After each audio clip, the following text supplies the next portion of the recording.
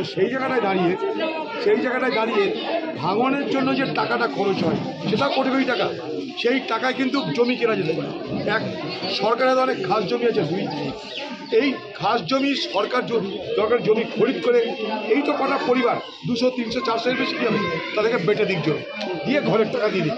তাহলে কী হলো, আপনি যখন বিপদ হবে আপনি জানলেন আমার একটা আস্তানা আছে, আর বিপদ যখন নাই আমার জমি পড়ে আছে, বিপদ হলে আমার আস্তানা আছে, আপনি নিশ্চিত জীবন কাটাতে পারবেন। আজকে মতো কানতে হতো না আপনাকে। এটা একটু পরিকল্পনা দরকার। যেই আসুক, আমি সরকারের কাছে আমাদের তরফ থেকে বলবো তো বটেই।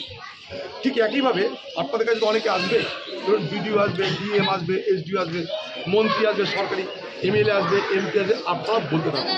সবারই মিলিত বলাতে যদি কোনো কাজ হয়, আমরা এটা একটা উপায় হতে পারে।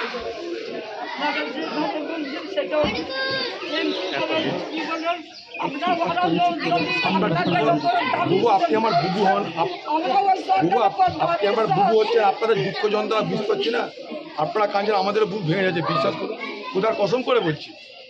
কেউ বাড়ি ঘর ছেড়ে মা বোনেরা রাস্তায় স্কুলের আশ্রয় নিয়ে, সেটা কি ভালো লাগে দেখতে? বাড়িতে কাজ করবে, কাম করবে, ছেলে দেখবে, স্বামী দেখবে, রান্না করবে, বান্না করবে, তা না কোন জায়গায় অনিশ্চিততা জীবনের মধ্যে আপনাদের পড়ে গেছেন। এই স্কুল তো সারা জীবন থাকবে না, তো তারপর কী হবে?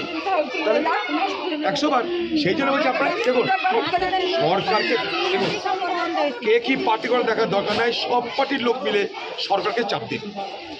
এখানে কোনো পার্টি নাই, কোনো ভোট নাই, কিচ্ছু দরকার নেই। সব পার্টি মিলে সরকারকে চাপ দিন, খাস জমি দাও আমাদেরকে, কিংবা জমি কিনে তুমি আমাদেরকে বন্টন করে দাও।